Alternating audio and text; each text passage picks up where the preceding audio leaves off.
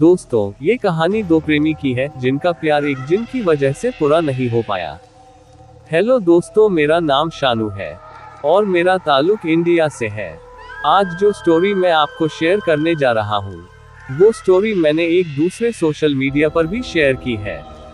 शायद मेरी स्टोरी इनमें से कुछ लोगों को फेक लगेगी, मगर ये मेरी जिंदगी की कहानी है जो कि एकदम सच्ची है। 2020 जब ये कोविड आया, उस वक्त फ्री होने की वजह से मैं सोशल मीडिया ज्यादा यूज करने लगा। इस बीच इंस्टाग्राम पर मेरी एक लड़की से बात होना शुरू हुई, पर सोचा नहीं था कि बातों बातों में ही कुछ दिन बाद हम दोनों को एक दूसरे से मोहब्बत हो गई और हमने एक दूसरे को कभी रियल में देखा भी नहीं था। हम अच्छे से बात करते थे और सब कुछ ठीक चल रहा था। इस बीच हमने एक दूसरे की पिक भी देखी और हम दोनों को एक दूसरे से बेपनाह मोहब्बत हो गई, और इतनी कि हम दोनों एक दूसरे से शादी करना चाहते थे। यहाँ मैं उसका नाम नहीं लूंगा, पर मैं उससे प्यार से अना बुलाता था। जैसे कि मैंने पहले बताया, सब कुछ ठीक चलता था। हम दोनों एक दूसरे के बारे में सब कुछ जान गए थे। फिर 2021 में उसके बड़े भाई को पता चल गया हम लोग के बारे में। हालांकि अना ने इस बारे में अपनी अम्मी से बात कर ली थी कि मैं एक लड़के से मोहब्बत करती हूँ और उन्हीं से शादी करूंगी। अम्मी ने भी कह दिया, ठीक है, आपके अब्बा से देखकर बात करूंगी। पर ना जाने उसके भाई को कैसे मालूम हो गया, और उसके भाई ने बिना बताए हम दोनों के सोशल मीडिया अकाउंट्स जिस पर हम बात किया करते थे, सब हैक कर लिया और फोन कॉल भी। और अना ने एक दिन मुझे बताया, शायद भाई को शक हो गया है। पहले तो हमने इस बात को ज्यादा सीरियसली नहीं लिया। फिर 2021 को लॉकडाउन के बाद मैं अपनी शॉप पे था, तो उसके भाई ने मुझे कॉल किया और धमकियां दी। उसने बड़ी अजीब सी बात कही। उसने बताया कि तुम मेरी बात ध्यान से सुनो, तू जिससे बात कर रहा था वो कोई और है। जिसकी तूने फोटो देखी है वो मेरी बहन है। उसने ये भी बोला, तुम लोग किस टाइम क्या बात करते हो मुझे सब पता है और मैं तुम्हारे ऊपर केस कर दूंगा। अब उस वक्त मैं टेंशन में था और घबराया हुआ भी। मैंने एक बात सोचा कि अगर ये इसकी बहन नहीं है जिससे मैं बात कर रहा हूँ, फिर इस लड़के को क्या प्रॉब्लम हो सकती है जब वो इसकी बहन ही नहीं है। ये बात मेरे दोस्तों को पता चली तो सबने कहा कि उस लड़की से ताल्लुक खत्म कर दे, पर मेरा दिल नहीं चाहता था क्योंकि मुझे उससे मोहब्बत थी और उसे भी थी। उसने अपने भाई से झगड़ा किया और अपनी अम्मी से कहा कि ये हमारे बीच में आ रहा है। अम्मी ने उसके भाई को कहा कि आपको बीच में बोलने की जरूरत नहीं है। उस लड़के से अना की शादी करनी है या नहीं ये हम डिसाइड करेंगे।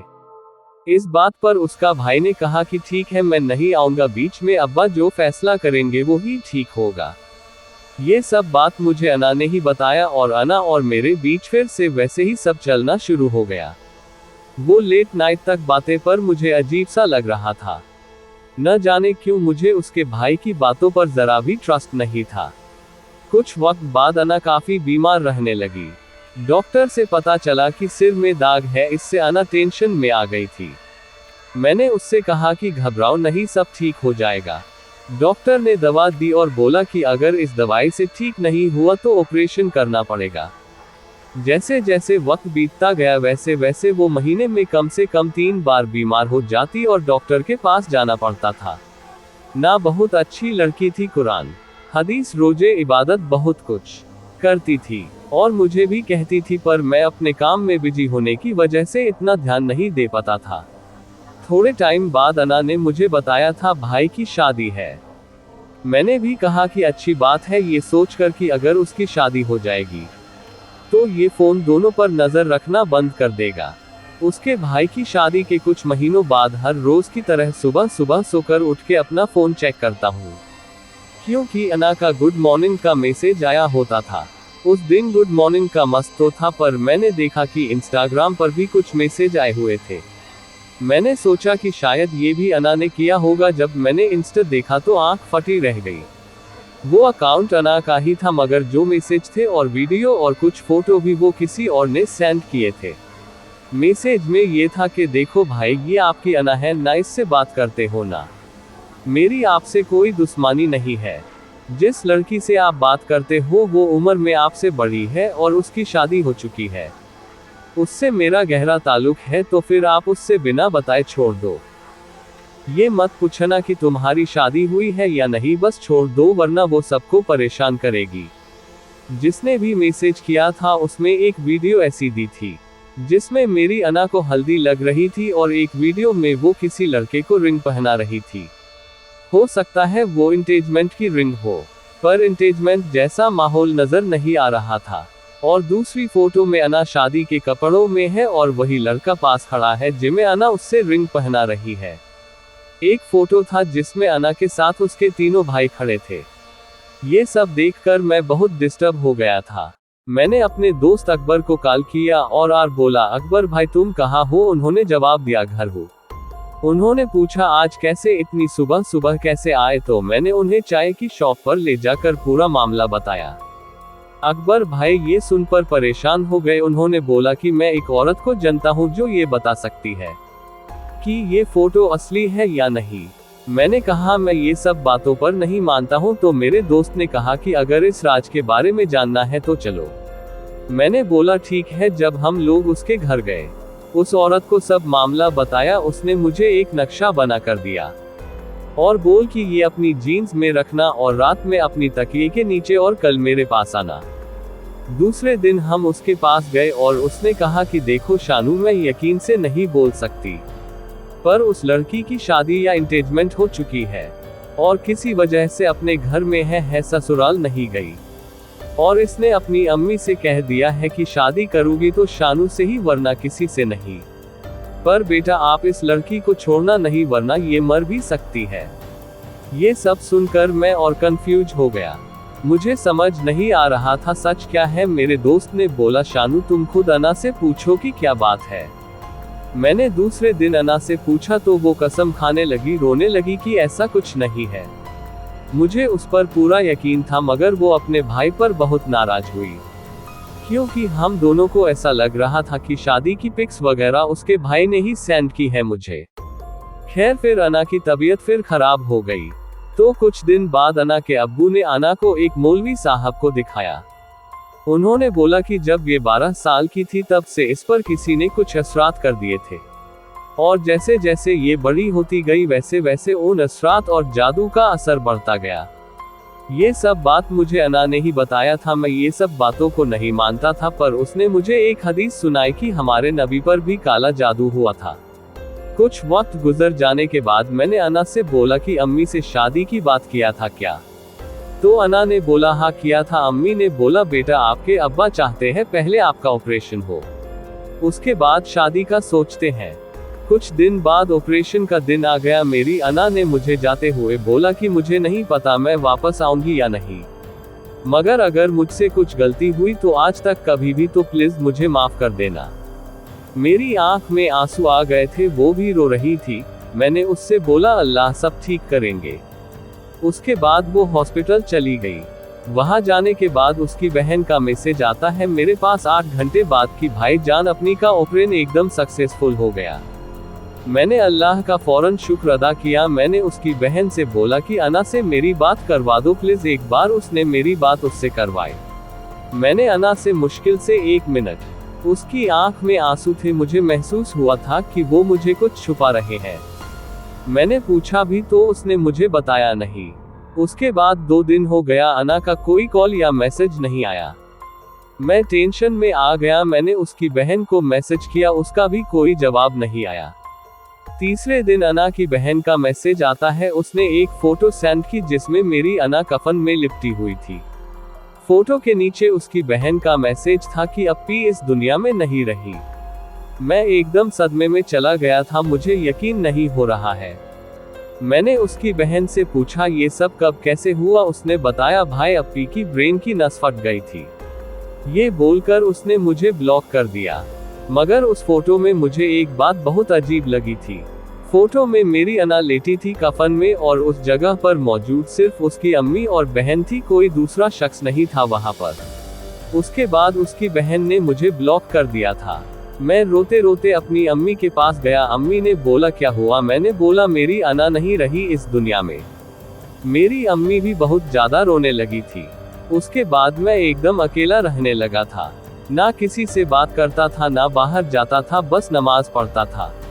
एक ही कमरे में रहता था। मेरा दिल कहता था कि मेरी अना जिंदा है। मेरे दिल में ये सब ख्याल आ रहा था कि हो सकता है उसके भाई ने ये सब खेल रचाया हो उसके घर वालों के साथ मिलकर, ताकि मेरा उससे रिश्ता खत्म हो जाए।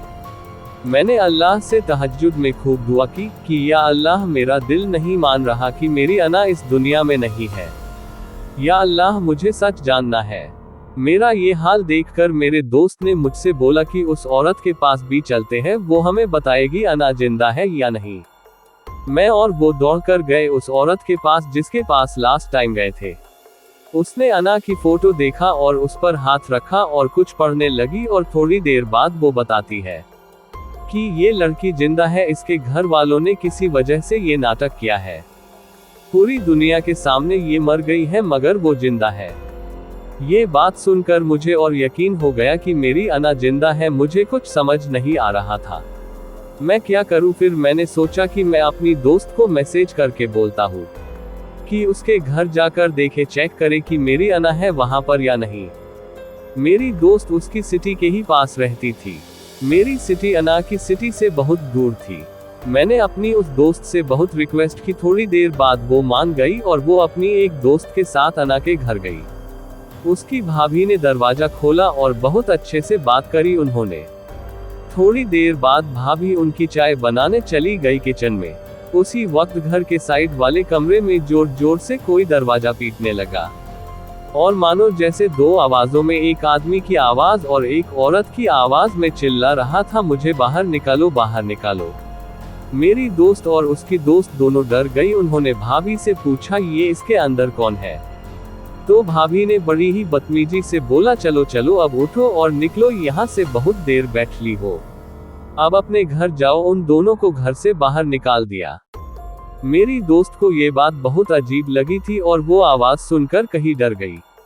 उसने घर से बाहर निकलते ही मुझे कॉल किया, घबराते हुए सब बताया, और मेरा शक यकीन में बदलता जा रहा था कि कुछ गड़बड़ है।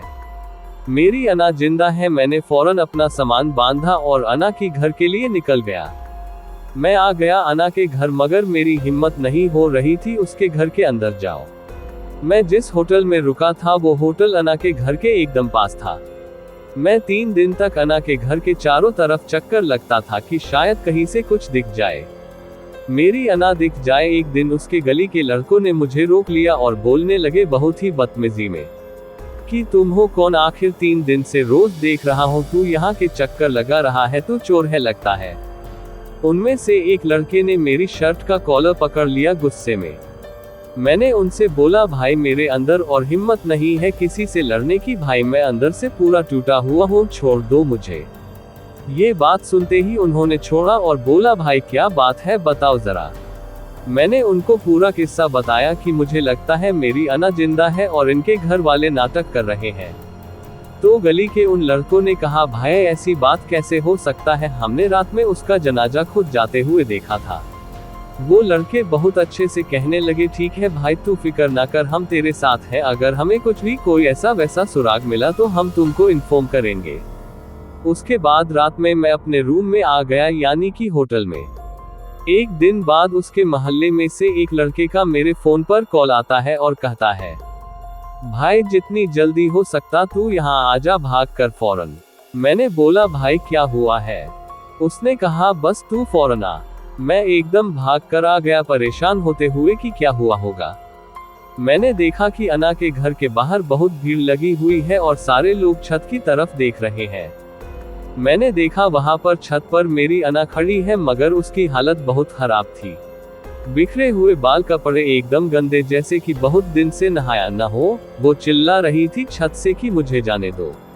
एक आदमी की आवाज निकल रही थी और एक मेरी अना की आवाज थी, बहुत डरावनी आवाज थी। अना बोल रही थी कि मुझे जाने दो वरना मैं इस लड़की को मार दूंगा, मैं यहाँ छत से कूद जाऊंगा। नीचे सहन में उसकी अम्मी भाभी सब रो पीट रही थी कि मेरी बेटी को कुछ मत करो, उसे छोड़ दो, नीचे आ जाओ। छत की दूसरी तरफ से उसके भाई लोग जाने की कोशिश कर रहे थे। कि पीछे से जाकर उसे पकड़ ले, मगर अना ने देख लिया और वो बोल रही वहीं रुक जाओ, वरना मैं मार डालूंगा इस लड़की को। अना छत पर खड़ी चिल्ला रही थी। अचानक से मेरी अना की नजर मुझ पर पड़ी और एकदम से चुप और शांत हो गई। अचानक से मेरी अना की नजर मुझ पर पड़ी और एकदम से चुप और शांत हो गई। वो मुझे देखे जा रही थी, उसकी आंख में आंसू थे। उसने अपनी उंगली मेरी तरफ दिखाए और सारे लोग वहां पर मौजूद मुझे देखने लगे। इतनी देर में उसके भाई लोग ने जाकर अना को पकड़ लिया पीछे से। सब मुझे ही देख रहे थे। अना की माँ ने मुझसे बोला कि तुम क्यों आए हो यहाँ? ये हाल उसका आज तुम्हारी वजह से ही हुआ है। उस जिन को देखो, उसका क्या हाल बना दिया है, वो उसको किसी और का नहीं होने देगा। अना तुमसे जब भी बात करती थी, वो जिन अना की तबीयत और खराब कर देता है। मैं अना से मना करती थी कि तुमसे बात ना करे, मगर वो नहीं सुनती थी। उसकी माँ ने मुझसे बोला चले जाओ यहाँ से और अब कभी मत आना, और मैंने वहाँ से जाना ही बेहतर समझा। अब मेरी अना से कोई कांटेक्ट नहीं है। तो ये थी मेरी एक कहानी, जो कि ज्यादा डरावनी तो नहीं है मगर सच्ची है।